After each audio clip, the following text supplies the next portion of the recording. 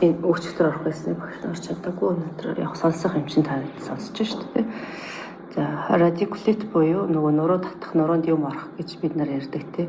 Тэр юу нэг ямар учиртай өвч юм бэ? Ямар шинж тэмдэг байдгийм бэ гэдэг талаар товчхон мэдээлэл өгч юу. За нөгөө бидний одоо баган нуруу байгаа шүү дээ. Хүзүүнээс ахуулаад ахар сул хүртэл.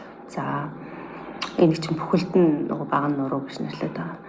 Тэгэхээр энэ нурууны нөгөө нугалмуудын завсраар гарсан нөгөө мэдрэл тийм нугаснаас ингээд салаалаад гарсан хос мэдрэлийн судлууд байгаа шүү дээ. За тэд нар маань ямар нэгэн шалтгааны улмаас цочирсноос өвдөлт болон тийм хүчтэй огцом өвдөх ерөнхийдөө өвдөх ийм өвчнийг мэдрэлийн ярд зоорын өргөсөл буюу радикулат гэж нэрлэдэг байгаа байхгүй юу? За энийг болохоор монголчууд нуруунд юм орлоо, нуруугаар хатгууллаа, нуруу татлаа гэж ярьдаг байхгүй. Тэгэхээр энэ маань яг радикулат гэдэг мэдрэлийн язаар өрөвсөх, ямар нэгэн байдлаар дарагдах, тий шууд болон шууд бусаар гэмтэх, одоо нөгөө гэмтлэр гэмтэхтэй эсвэл нөгөө нэг буруу дадал зуршлаар ингэж удаа явсаар гэмтэгч гэдэг юм ийм шалтгаанаар мэдрэлийн тэр хос энэ салаалан гарсан мэдрэлийн судлууд өрөвсөх, за тэгээд гэмтэхээс шалтгаалаад тэгээ өвдөж байгаа тэр өвдөлтийг радикулит гэж нэрлэдэг байна. Тэгээ энэ маань болохоор нөгөө L1-ээс L3 нугалмын төвшөнд илүү түлхүү зовлон тохиолддог ийм өвчин байгаа байхгүй юу. Тэгэхээр яг энэ үеэр хатгаж өвдөх, огцом өвдөх, өвдөлт нь бүслэхийгээр нөгөө ороож ингээд тойроод дамжаад ингэж өвдөж байгаа юм шиг. Тэгээд бүх их тонгоох ийм үед бас өвдөлт нэмэгдэх. Тэгээд бүслэхийгээр эргэх, муширах ийм хөдөлгөөн хийхэд өвдөлт нэмэгдэх. Тэгээд нэг бол хөдөлгөөн хязгаарлагдах ийм шинж тэмдэг илэрх юм бол энэ маань мэдрэлийн язарын өргөсөл буюу энэ радикулат гэдэг энэ өвчин байна. За тэгээд энийг бол бид хэд монголчууд бол нөгөө нуруу татлаа, нуруунд юм орлоо гэж нэрлэдэг байгаа шүү дээ. За энэ мэдрэлийн язарын өвдөлт нь нөгөө юу яадаг? Өрөвслийн болон механик гэсэн хоёр зүйлээс болдог. Өрөвснө гэдэг бол угаасаа ойлгомжтой вирусын гаралтай өрөвслийн гаралтайгаар өрөвсөж өвчлөхийг хэлээд механик гэдэг нөгөө нэг гэмтэл авах тий.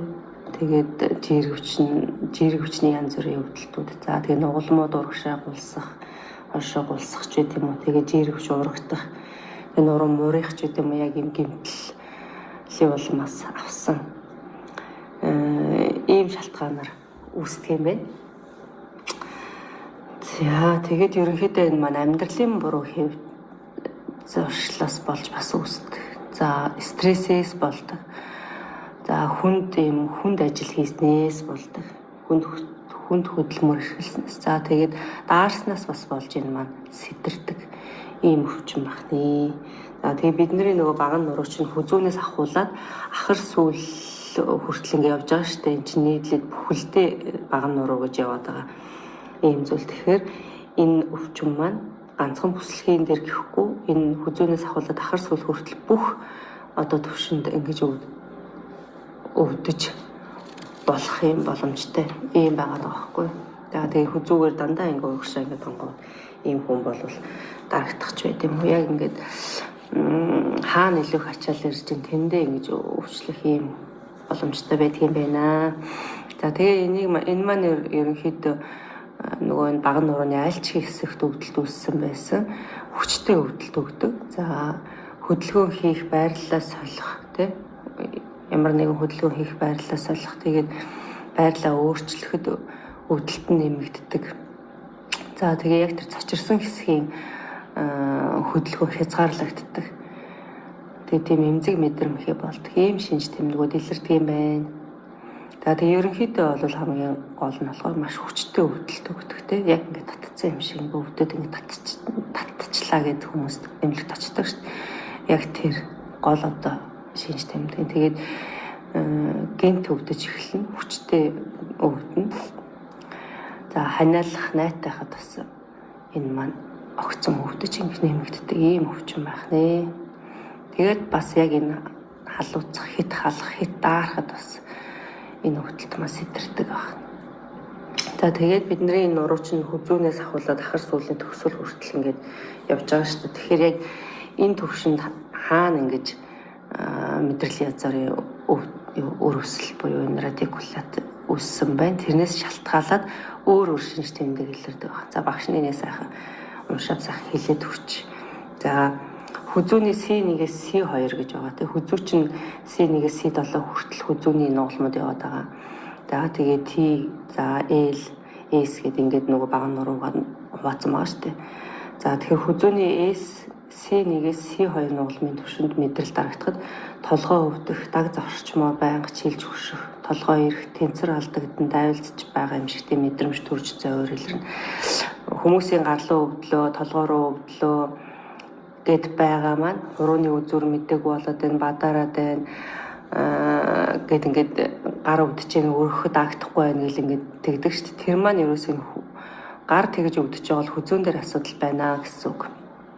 Тэгэхээр хүзүүний зураг ахуулна гэдэг ийм зүйл байх хэрэгтэй. За тэгээд хүзүүгээрээ ингээ эргэх тий хөдөлгөөн тонгох бүх юм хөдөлгөөн хийхэд өвдөлт илүү нэмэгдэнэ.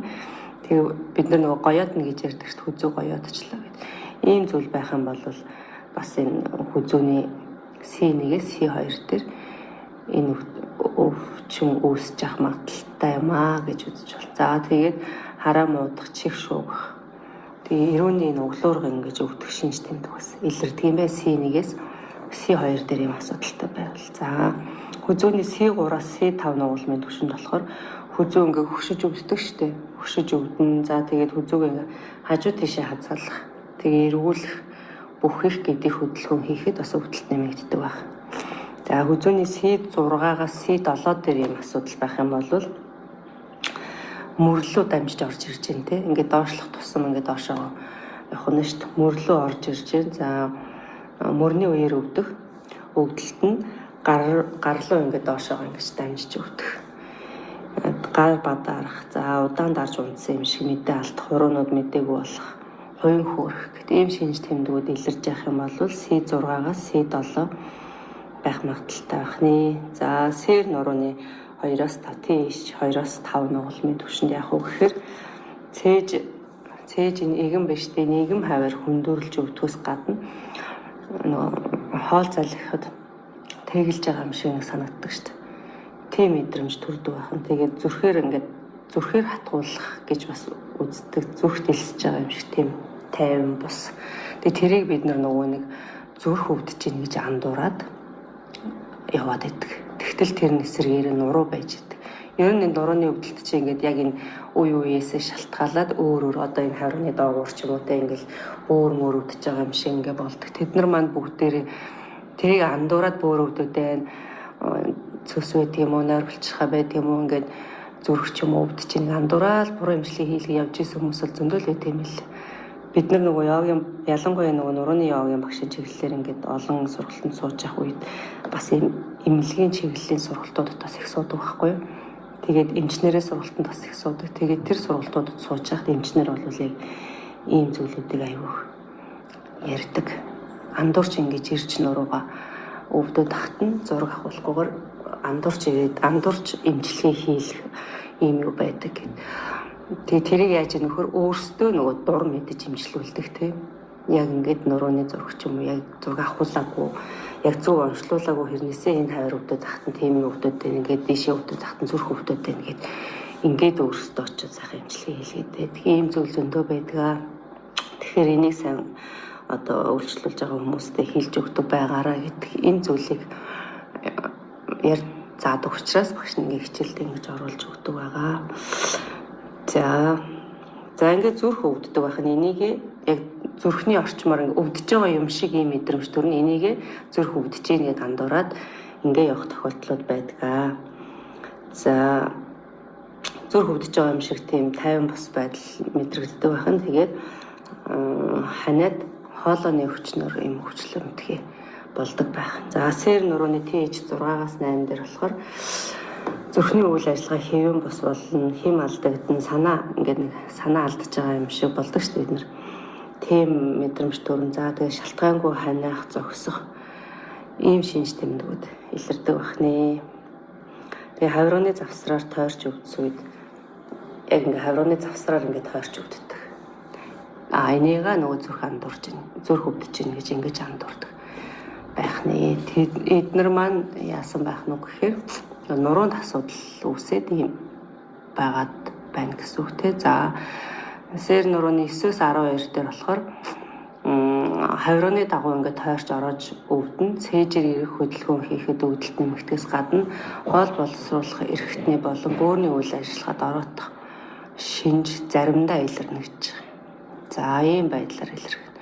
За бүслэгийн нурууны одоо бидний хамгийн гол нэг ачаал аваад байгаа нурууны ээлнээс ээл 3 нугалмын түвшинд болохоор нуруугаар огцом хатгаж өвдөн, өвдөлт нь бүслэгээр ингээд тойрч ороод байгаа мэт ингээд дамжиж өвдөн. За бүхийг тонгоох, тэгээ бүслэгээр ирэх хөдөлгөөн хийхэд өвдөлт огцом нэмэгдэнэ. За нурууны хөдөлгөөн хязгаарлагдах шинж тэмдгүүд илэрдэг бахнэ. Ээл 1-ээс ээл 3 өвдөлттэй юм байгаа үед. За тэгээ яг энийгээ болохоор зэрэг бид нар нуруунд юм орчлоо, нуруунд татчихлаа гэж ингэж яриад байдаг.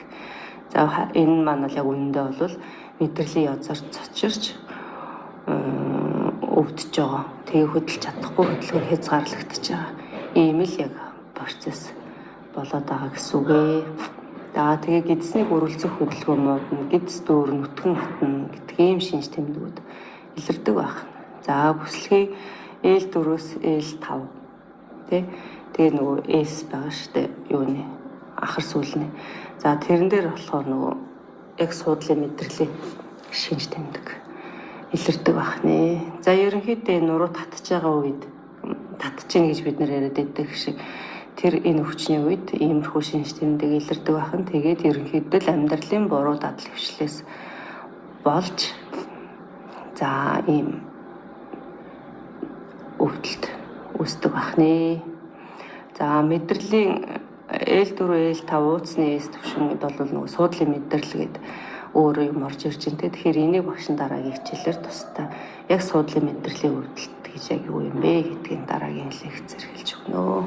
За ингэж ерөнхийдөө товчхон радикулит буюу энэ нуруу татлаа гэдэг байгаа энэ зүйл маань ийм одоо өвчин тэ өвдөлт байдаг байх нэ. Тэгэхээр энэс урьдчилан сэргийлэхийн тулд угаасаа л багш нь хэлээл зөв уншлуулна. Тэгээд түүндэд таарсан зөв эмчилгээ хийлгэн. Тэгээд зөвлөн зөв тасгал хөдөлгөөнийг хийж урьдчилан сэргийлнэ. За мэдээж зэргээсээ шалтгаалаад 1-2 дугаар зэргийн гайгүй үед бол тасгал хөдөлгөөн зөв эмчилгээгээр юу яа идэгнэ. Бүр хүндэрсэн 3 4 дугаар одоо юунд орсон зэрэгт орсон юм байвал дараагийн шатны энэ арга хэмжээнд авагдах байхаа гэж бодож байна. За ерөнхийдөө багш нь тавчгаа яриа гэсэн юм а бэлтжлээ. Та хэд маань эхнээс нь нөхөө сонсоорой. За тэгээд дасгалуудаа өдөр бүр хийхэд болж гин үү болж ивэл хийгээд боломгүй л 7 хоногт 3 удаа хийхдээ хангалттай. Тэгээд тасах зүйл байвал багшаас асуугаарай. Дасгалууд нь ер нь зөв хэтэрхий зөөлөн байгаад байна уу? Аль эсвэл болж гин үү? Багштай хэлж өгөөрэй. За бүр хэтэрхий зөөлөн байна гэж үзэж байвал анхан шатны анги руу бас орж болно. Гэхдээ анхан шатны ангид бол бас та эдэг арай хүндэтг болов гэж бодоод энэ дасгалнаас таарж байгаа л байх л гэж багш нь бодож байгаа. Ерөнхийдөө нэг иймэрхүү дасгал хийдэг. Тэгээд угаасаа нуруу удаж байгаа тийм хүндэгцүү дасгал хийхгүй. Тийм бай. За үнэхээр бүр ингээд хөнгөн байвал дээшээ нэг шат агсан анги руу орж болно. Тэр ангид ямар ч юм нуруутай холбоотой ийм онлын юм ярьдаггүй. Яг йог гэж юу юм гэдэг йогийнхоо тухай юм онлайн юм лекцүүдийг ордог ийм анги байгаа шүү манайх. Тэгээд эндээ яваад адаад би энэ гайгүй болоод ирвэл бас дээшээ орж болно. Энэ маань яг болж гинөө, яг таараа тохироод байна гэвэл энэ ангитай бас байж болно. Энэс хөнгөн тасгал гэж бол бас арай л харах байхгүй шүү манайх. Энэ хүндэтгэхгүй байхаа гэж ер нь бол хүндэтгэхгүй байх гэж бодож байна. Харин жоохон хөнгөдөж байвал анхаарчтай ангир орох юм боломжтой байх шүү. За ингээд багш.